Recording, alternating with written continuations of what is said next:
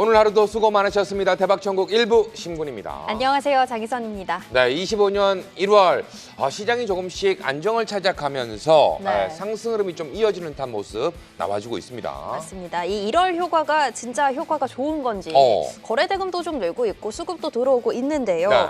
이틀간의 강세가 조금 이어지길 바라면서 오늘도 세 분의 파트너와 함께하겠습니다. 최영동, 박완배, 김대복 파트너 나와 계십니다. 어서 오세요. 네, 안녕하세요. 반갑습니다. 자, 먼저 최영동 파트너. 예. 어떻게 보면 우리가 모멘텀이 상당히 중요한 시장인데 1월 달 모멘텀이 상당히 많이 있지 네. 않습니까? 그중에서도 CES 2025 뭐 등등을 봤을 때 반도체 그리고 뭐 올해 유행할 수 있는 AI, 뭐 자율주행, 로봇 뭐 등등 상당히 많은 종목 섹터들이 순환매가 좀 돌아가는 모습인데 예. 어떻게 좀 보고 계실까요? 일단은 우리가 1월 시작하고 나서 이틀 동안 굉장히 급등하는 흐름을 네. 좀 보여줬습니다. 일단 네. 뭐 금요일 같은 경우도 2% 가까운 상승 흐름을 음. 좀 보여줬고요. 오늘 같은 경우도 양시장 거의 2% 가까운 상승 흐름들을 좀 보여줬습니다. 뭐 뭐니 해도 가장 중요한 부분들은 외국인들의 기환이라고 보시면 좋을 것 같아요. 일단은 금요일 같은 경우는 1조 원이 넘는 순매수가 양시장 들어온 상황들이고 선물 쪽에서에 대한 움직임들 잘 들어왔습니다. 네. 일단은 뭐 금요일 날의 상승 흐름들을 좀 보면서 일단은 바스켓 매매가 좀 주가 돼서 들어왔거든요. 뭐 그런 부분들 그리고 오늘 같은 경우도 보시면 아시겠지만은 오전장만 하더라도 그렇게 크게 안 들어왔었거든요. 그렇죠. 그런데 장 막판 가면서 외국인들에 대한 매수세가 더 규모가 커지면서 3천억 규모로 매수가 좀 진행이 된 상황들인데 그런 부분들로 보게 되면 일단은 두 가지로 보는 게 맞는 것 같아요. 우리 앞서 우리 MC님께서 말씀하셨던 것처럼 뭐 다양한 모멘텀들이 중요하긴 한데 이 모멘텀이 사실은 작년도에 없었던 건 아니었거든요. 아, 그렇죠. 그런 부분들을 따지게 되면 갑작스럽게 외국인들의 스탠스가 왜 이렇게 바뀌었냐라는 고민을 하셔야 될 것 같은데 저는 일단은 두 가지로 보고 있습니다. 일단은 원달러 환율 자체가 지금 1,470원이죠. 네. 그리고 한간에서는 1,530원, 1,500원까지 갈 수 있다라 얘기를 하는데 여기서 과연 외국인들이 1,500원이 간다 한들 시장에서 실익이 있을 것인가? 오히려 환율의 정점에 좀 다다르지 않았을까라는 부분들로 우리가 이해를 해볼 수가 있을 것 같고요. 그리고 두 번째 부분들은 국내의 정치적인 뭔가 이벤트, 이슈 이러한 부분들이 피크아웃이 났다라는 개념. 여기서 더 이상 나빠질 거는 없지 않을까. 그렇다고 되면은 이제 안정화로 들어가야 되는 시기를 기다려야 되는 상황들이기 때문에 그러한 부분들에서 놓고 보게 되면 12월 달의 저점과 1월 달에 시작하면서에 대한 저점 부분들 자체가 일단은 좀 올라와 있어요. 1월 달의 저점 자체가. 그런 측면에서 놓고 봤었을 때 외국인들에 대한 투심 자체가 좀 많이 바뀌지 않았을까라는 관점으로 이해를 해볼 수가 있을 것 같고 그리고 2024년도에 외국인들이 정말 주구장창 우리나라 매도했거든요. 네. 근데 실질적으로 매도를 한다라고 한들 외국인들 입장에서는 우리나라의 비중을 채워야 되는 의무 비중이 있어요. 근데 그 비중 자체가 한참 지금 모자른 상황들이기 때문에 소위 얘기하는 이제 우리가 흔히 얘기할 때 뭐 수급 빈집털이다. 뭐 이런 얘기들 많이 하지 않습니까? 그러한 부분들이 동시다발적으로 반영이 되다 보니 금요일자에 대한 강세 흐름들 그리고 오늘자의 강세 흐름들까지 좀 이어졌고요. 거기에다가 앞서 말씀하셨던 여러 가지 이벤트들, 뭐 이번 주 같은 경우는 삼성전자 실적 발표 있고, 네. CES 있고요. 그리고 다음 주에는 또 JP모건 헬스케어까지 있습니다. 그만큼 주식을 살 수 있을 만한 여러 가지 뭔가 이벤트들이 자리 잡고 있는 상황들이기 때문에 강한 매수세가 좀 유입이 된 게 아닌가라고 볼 수 있을 것 같습니다. 네. 말씀하신 것처럼 모멘텀이 일단 많다라고 짚어주셨고 그 안에서도 일단은 요 CES와 관련된 종목들이 거의 뭐 시장을 장악하고 있다고 봐야 할 것 같은데요. 뭐 올해 키워드는 뭐 양자 컴퓨터, 로봇, AI 요 정도로 조금 좁혀볼 수 있을 것 같은데 박완필 파트너 사실 관련해서 이미 이야기가 많이 나왔었고 기대감이 조금 선반영된 종목들도 분명 있을 것 같은데요. 네. 관련해서 개막 전에 저희가 좀 주목해야 될 섹터나 종목들 어떤 쪽이 좀 있을까요?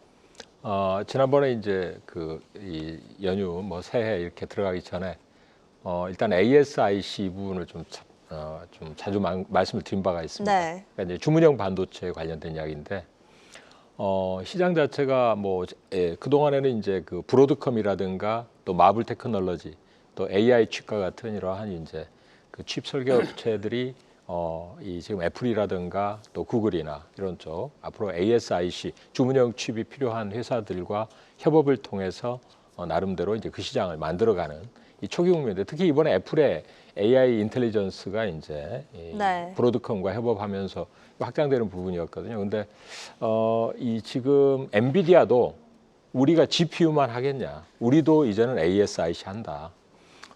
브로드컴이나 이제 이 마블 테크놀로지가 치고 나오는 부분에 대해서 그렇게 주문용 반도체 시장에도 뛰어들겠다라고 이야기를 했고요. 네. 특히 이제 마이크로소프트 같은 경우가 이번에 그 작년 이제 7월 1일부터 회계연도가 시작됐는데 이번 회계연도는 AI 센터에 투자를 800억 불, 네. 800억 불인데 지난 회계연도 500억 불이었습니다. 그러면 대략 한 60% 증액된 건데 지금 그 800억 불을 집행하고 있다는 거죠. 그러면 이제 마이크로소프트만 그렇게 하는 게 아니라 구글이나 아마존 다 마찬가지로 클라우드 또 AI 센터 이쪽으로 다 이제 돈이 계속 집중되고 있는 겁니다. 그래서 이 반도체가 결국 이번에 젠슨왕이 이제 이번에 이 블랙웰을 이제 출시하면서 이번에 그 가전 박람회 기조 연설자로 이제 정해졌습니다.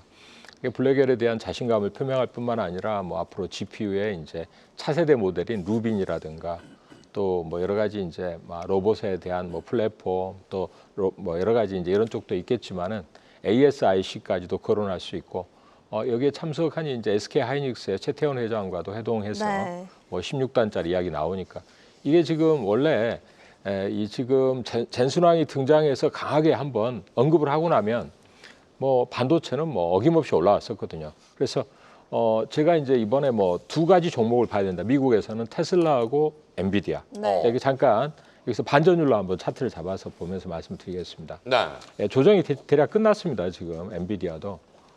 엔비디아가 이제 저점에서 고점까지 상승 폭에 딱 3분의 1 조정을 끝냈거든요. 여기서 올라가고 나서. 그러고 나서 이제 터닝을 한 겁니다. 그래서 단기 하락 채널을 뚫어내서 올라오고 있고요.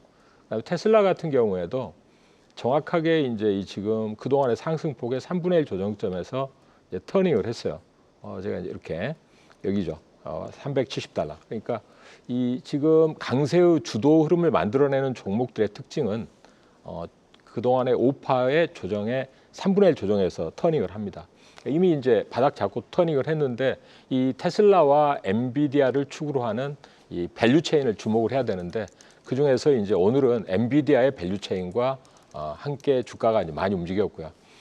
지금 테슬라는 결국 이제 로보택시라든가 또 뭐 자율주행도 물론 있지만 로봇, 기타 여러 가지 이제 밸류 체인을 갖고 있습니다. 네. 이 두 개가 어떻게 보면 이제 나스닥과 우리나라까지도 양대 축을 형성하면서 이렇게 장을 끌어줄 걸로 봅니다. 그게 뭐 아까 우리 최영동 대표도 말씀하셨지만은 일단 국민연금에서 지금 해외 자산이 한 4,800억 불 운용하고 있는데 이번에 전략적 해지를 10%까지 늘린다. 근데 전술적 해지는 지금 2.75%밖에 안 돼 있어요. 대략 4,800억에 대해서 달러 해지가 133억 달러밖에 안 돼 있습니다. 근데 10% 해지를 하게 되면 480억 달러인데 그럼 뭐 350억 달러나 더 이걸 만약에 시장에 스왑으로 하지 않고 직접 시장에 개입해서 달러 매도하면서 원화로 들어와서 그 원화로 국내 주식을 산다거나 채권을 사버릴 경우에는 이거 시장이 난리가 나는 거죠. 그래서 외국인들도 10% 해지를 할 경우에 만약에 시장 개입을 달러 매도 원화 매수로 10%를 만약에 실행한다. 이렇게 돼서 300억 불 이상이 풀려버리면 이건 뭐 원화는 올라갈 수가 없습니다. 환율이. 그래서 이런 부분이 안전판 작용을 하고 있다라고 판단이 되고 있고 그래서 시장은 우리나라가 이제 IT가 가장 먼저 이번에 8월 이제 8일에 삼성전자 실적 발표 앞두고 있는데 네. 이런 부분들이 오히려 악재의 어떤 저점을 확인하는 거가 아닐까. 그래서 저는 반도체가 ASIC뿐만 아니라 이 지금 이제 GPU 그다음에 앞으로 범용 생태계까지도 개선될 수 있는 충분한 여건을 만들고 있다 이렇게 말씀을 드리고 싶습니다. 네. 네, 두 파트너가 상당히 또 이야기를 잘 해주셨는데 우리 김대복 파트너의 의견도 안 들어볼 수는 없을 것 그렇죠. 같다라는 생각이 좀 들거든요. 자, 관련해서 뭐 종목들 상당히 또 잘 이야기를 해주시고 수익률 측면에서도 상당히 좋은 모습을 좀 보여주셨는데 지금 구간에서 이게 작년에 우리가 너무 하락률이 깊다 보니까 고민을 하셨던 분들 상당히 많이 계실 것 같거든요. 지금 구간에서 우리가 완전히 상승 추세를 탔다라고 보긴 힘들지만 여전히 접근할 수 있는 구간인 건지가 궁금합니다. 일단은 지금 현재 접근할 구간이죠. 그래서 제가 이제 유튜브에서 이렇게 이야기했습니다. 우리 국장이 달라졌습니다. 이게 연초에 우리 국장이 확실하게 이제 모습을 바꿨거든요. 지난해 전 세계에서 꼴찌하지 않았습니까? 달러 기준으로 보면 우리나라가 꼴찌에서 1등, 2등 다 했어요. 원화로 보면 그래도 꼴찌에서 두 번째 정도 되는데 달러 기준으로 보면 꼴찌를 했단 말이에요. 제일 많이 빠졌는 것만큼 좋은 호재는 없죠.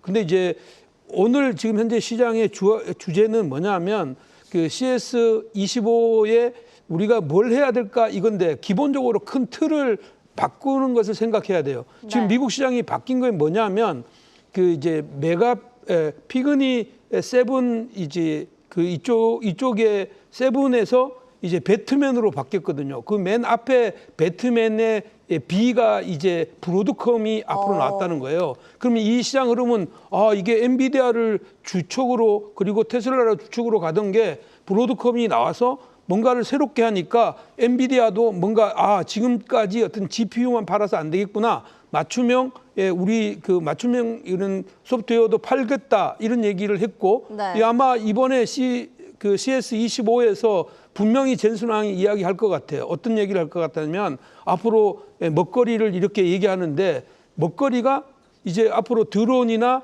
아니면 뭐 지금 이제 로봇이나 이런 것들을 얘기할 때 과연 대량 생산이 가능한 것이 무엇이냐?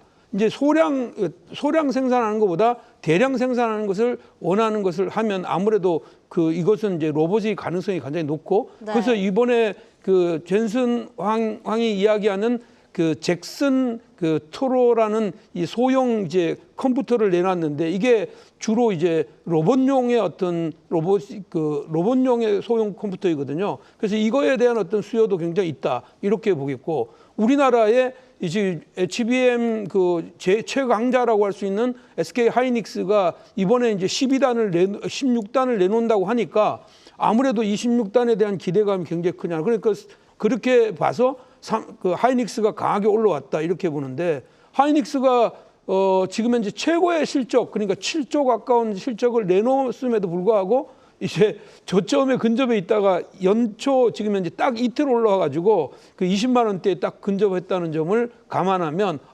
이렇게만 가면 우리나라 3천도 가고 5천도 갈 것 같아. 네. 근데 뭐 그렇게까지는 안 갈 것 같아요. 그런데 우리나라의 전제 조건은 기본적으로 지금 현재 어떤 탄핵 절차나 어떤 새로운 어떤 정치적인 리스크가 헤어나는 것이고 두 번째는 상법 개정이다 그렇게 보는데 지금 당장은 로봇, 반도체, 양자 암호이다 이렇게 생각이 되고 지금은 기술적인 반등이라고 생각해서 개인들이 오늘도 많이 두들겼는데 우리가 이때 가장 생각해 볼 필요가 있는 건 뭐냐면 제일 고통을 많이 받았던 사람이 개인이잖아요. 네. 그 개인들이 비관 속에 시장이 딱 태어날 때 막 두들기고 나간단 말이에요.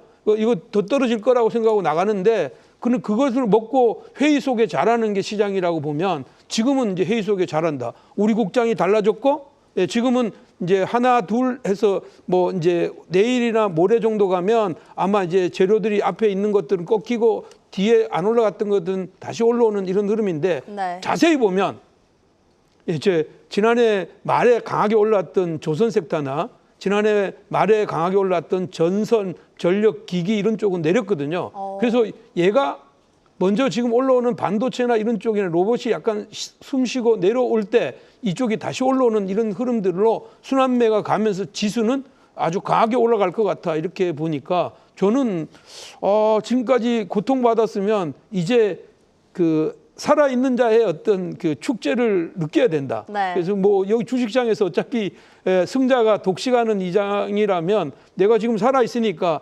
살아있는데 만족하지 말고 수익을 극대화하는 게 좋겠다 이렇게 말씀드립니다. 뭐 이름처럼 올해는 큰 복을 좀 받아야 된다 이렇게 네. 또 이야기를 해주신 거겠죠. 맞습니다. 우리 국장이 달라졌다. 진짜 좀 모멘텀을 잘 받아서 추세까지 전환이 됐으면 좋겠다는 생각이 드는데요. 오늘 또 CES 관련 쪽 말고 잘 간 게 이제 화장품 쪽입니다. 뭐 지금 시장 자체가 수급이 CES 관련된 쪽으로 몰려 있는 상황이라서 네. 그렇게까지 시세가 크게 나오지는 않았지만 뭐 좋은 이슈가 있었습니다. 수출도 사상 첫 100억 달러 달성을 했고 마녀 공장 이슈도 있었고요. 우리 최영동 파트너, 예. 앞으로 조금 화장품주 계속해서 다시 좀 지켜봐도 될까요? 일단은 2024년도가 화장품 전체 섹터가 강했다라고 하게 되면 사실은 2025년도는 아마 그런 그림들을 기대를 하기에는 좀 부족하지 않을까. 않을까라고 생각을 하고 있습니다. 네. 오늘 전체적인 화장품 종목군들을 좀 보시게 되면 뭐 아모레퍼시픽 이런 종목도 올라왔더라고요 보니까. 그러니까 일부 종목군들이 움직였던 거지 지난해처럼 모든 전체적으로 움직이는 건 움직이는 거는 아니죠. 사실은 네. 아니었어요. 그렇다고 하게 되면 그러니까 쉽게 얘기해서 2024년도에 실적이 좋았다라고 하게 되면 2025년도에 주가가 직전 고점을 강하게 돌파를 시켜야 된다. 그리고 반등에 대한 세기가 다시 한번 좀 세져야 된다라고 하게 되면은 2025년도도 성장하는 그림들을 보여줘야 돼요. 근데 이제 그런 부분들이 아직까지는 좀 미진하지 않습니까? 뭐 미국 같은 경우는 일단은 뭐 관세도 있을 거고요. 뭐 관세에 노출되게 되면 뭐 어쩔 수 없이 뭐 영업이익 부분에 있어서는 마이너스 요인으로 작용될 수 있는 가능성이 상당히 높기 때문에 그 부분들을 좀 감안을 해서 보자라고 하게 되면 지금 같은 경우는 그냥 일부 종목군들 모멘텀이라든지 이슈라든지 아니면은 정말 유니크한 품목을 갖고 있는 뭐 VT라든지 뭐 이런 네. 종목군들이 있겠죠. 그러니까 그런 종목군들 일부 종목군들이 강세로 진행이 될 가능성이 높고 작년처럼 전체 종목을 다 상방으로 보기에는 좀 부담스러운 부분들이 없지 않아 있다. 네. 말씀드리도록 하겠습니다. 네. 자, 이어서 박한필 파트너. 어떻게 보면 코스피 시장보다 최근에 코스닥 시장이 조금 더 강했는데 네. 물론 여러 가지 섹터들이 좀 움직인 면도 있지만 네. 최근 2차 전지 관련한 종목들이 상승 흐름이 좀 제법 나와주고 네. 있는 모습입니다. 자, 여기에서 우리가 이제는 좀 반등으로 봐도 될지 어떻게 좀 보는 것이 좋을까요? 일단 뭐 이번에 그 현대차의 5개 차종이 이제 그 전기차 보조금 IRA에 이제 포함됐다.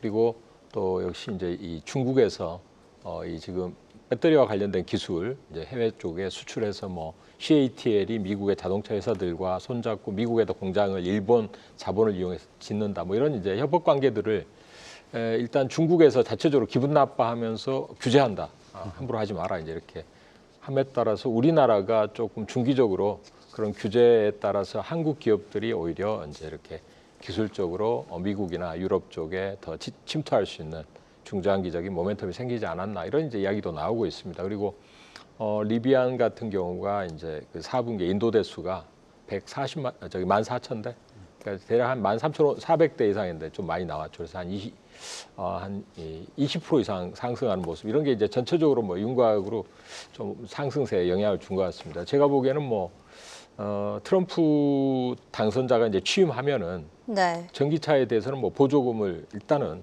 지급하지 않겠다 이렇게 이제 공언을 한 바가 있기 때문에 이번에 IRA에 이제 5개의 차종이 들어갔다 하더라도 그 이후의 반응을 좀 보는 게 맞는 것 같아요. 그리고 테슬라 같은 경우가 이제 전기차 보조금이 없는 게 우리한테는 더 낫다. 추격자들은 이제 가격 경쟁력에서 또 내지는 규모의 경제에서 전기차의 생산에 보조금 없이는 추격하기 어려운데 자기들은 전기차 보조금 없이도 충분히 추격자를 따돌리고 시장 점유율을 넓힐 수 있다. 그래서 올해에 대한 가이던스를 대략 매출 기준으로 30%나 증액 발표한 바가 있습니다. 그래서 전체적으로 분위기는 이제 바닥은 잡는다라고 볼 수 있겠지만은 네. 아직은 좀 기술적 반등의 의미가 있고 아직은 리튬이나 이런 쪽 가격의 흐름 자체가 크게 상승하기 어렵다. 결국은 우리나라가 이제 그 소재 쪽인데 소재가 리튬이 가장 중요한 부분이고 하기 때문에 그래서 기술적 반등으로 일단 박스 형성 후에 트럼프 당선자가 이제 취하는 정책 방향에 따라서 주가가 어떤 반응을 보이는가를 좀 더 볼 필요가 있겠습니다. 그러나 어쨌든 이 전기차라는 부분은 시대의 대세다. 뭐 아무리 트럼프가 강권을 행사하더라도 그 방향으로 나가는 걸 어떻게 하겠느냐. 이거는 분명한데 또 하나는 중국에서 이 지금 과도한 어떤 이제 전기차 생산을 덤핑 물량을 자꾸 밀어내고 이미 뭐 이제 그 유럽에 관세 인상하기 전에 왕창 밀어내고 나서 지금은 이제 그 밀어낼 물량을 아시아권이나 이런 데다 막 퍼붓는 듯한 모습도 있습니다. 그래서 아직은 좀 기술적 반등의 의미로 보고 하단부에서만 지켜보고 상단부에서는 좀 올라올 때는 좀 추격 매수를 자제하는 게 맞지 않나 이렇게 판단합니다. 네. 알겠습니다. 뭐 2차 전지 화장품 살짝 짚어봤고요. 오늘의 지수 상승은 또 반도체가 주도했다고 볼 수 있겠죠. SK하이닉스, 뭐 삼성전자 굉장히 좀 올라주는 모습이었는데 김대복 파트너 반도체 시장 관련해서는 오늘까지도 좀 들썩이는 부분들이 뭐 소부장단에서도 굉장히 움직임이 나왔는데 반도체 쪽 관련해서는 어떻게 보실까요? 글쎄 저는 반도체 좋게 보거든요. 네. 그게 왜냐하면 반도체가 많이 빠졌기 때문에 좋게 보는 겁니다. 네. 그게 이제 삼성전자도 많이 빠졌고 하이닉스도 많이 빠졌기 때문에 좋게 보는 거고요. 지금 일간에서는 이제 이런 이야기가 나왔습니다. 이제 대만 쪽에서 나왔던 얘기인데 파운더리는 어차피 삼성전자가 늦게 가지만 파운더리의 물량들을 일정 부분은 줘야 된다. 그래야지 이 반도체의 어떤 파운더리 시장이 커진다는 이런 대세론이 나왔단 말이에요. 그래서 작년이 삼성전자는 파운더리 쪽이 좋아질 거라고 보고 최근에 주가를 보면 금년도 1월 달에 삼성전자의 움직임이 진짜로 달라졌어요. 네. 두 번째는 뭐냐면 하이닉스의 움직임인데 하이닉스는 이번에 16단을 발표하는 것도 있겠지만 아마 지금 이제 젠슨왕하고 독대할 가능성이 굉장히 많고 네. 야 너희들 빨리 좀 이렇게 해서 이쪽을 좀 주라 이렇게 독대할 가능성이 많다 이렇게 보고요. 그 다음에 지금 나오고 있는 게 뭐냐면 그 랜드 쪽에 감산 이야기가 나왔어요. 하이닉스, 삼성전자 모두가 지금 현재는 딱 뚜렷하게 내놓지 않았지만 이 그 테크 쪽에 있는 사람들의 그 전문가들의 그 이야기를 들어보면 아 이건 어차피 감산과 수요를 맞추는 어떤 일들을 레거시 쪽에서 할 거다. 네. 그렇기 때문에 주가의 움직임들을 보면 HBM 관련주들도 올랐지만 그 지금 이제 레거시 관련주들도 같이 움직였거든요. 물론 HBM 관련주들이 정말로 많이 빠졌기 때문에 이번에 오를 때 PSK 홀딩스 같은 거가 바닥권에서 어떤 떠오르는 어떤 이런 샛별처럼 아주 강력하게 올랐던 것처럼 네. 이게 옆으로 이렇게 순환해서 가면서 지금 현재 안 올랐던 걸 다 돌리는 이런 자리라면 역시 이제 저는 반도체 메리트 있다 뭐 이렇게 보는 겁니다. 네, 알겠습니다.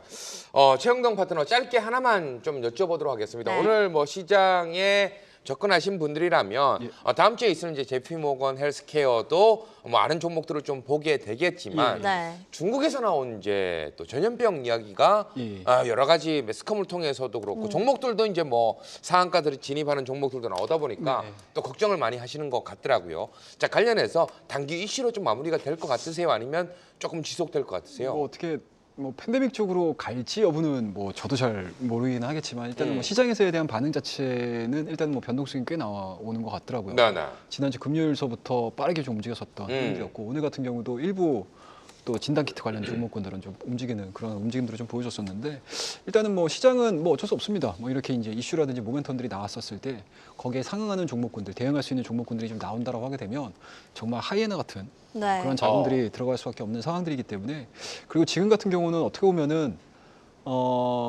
펀더멘탈 그리고 밸류 그다음에 모멘텀에 반응을 하는 시장이고요. 거기다가 또 우후죽순으로 테마도 형성이 굉장히 많이 됩니다. 네. 그러니까 그런 시장의 분위기 편승되는 상승으로 일단은 지금은 보시는 게 좀 맞지 않겠느냐라는 관점이고요. 뭐 계속적으로 예의주시하면서 뭐 전체적으로 좀 보셔야 되지 않을까 말씀드리도록 하겠습니다. 좋습니다. 이렇게 해서 세 분과 함께 오늘 장 이슈 흐름까지 살펴봤습니다.